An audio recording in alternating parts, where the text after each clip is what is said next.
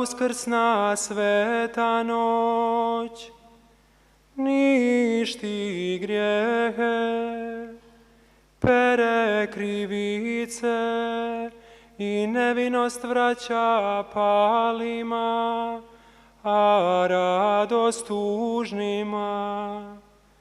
I zato u milosnoj ovoj noći primi, Sveti Oče, našu večernju žrtvu hvale od pčelinjeg rada noćasti crkva, porukama službenika kao blagdanski poklon prinosi ovu svijeću.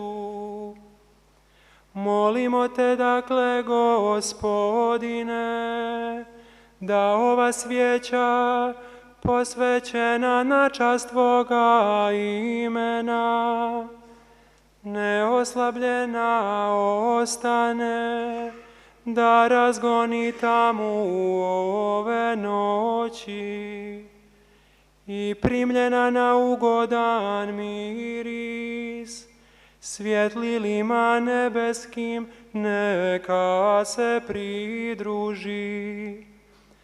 Plamen ovaj, jutarnja zatekla danica, danica koja ne zna zalaza, a to je Kristus krsni, povratnik od mrtvih, koji svjetli svakom čovjeku, te živi i kraljuje u vijeke vjekova.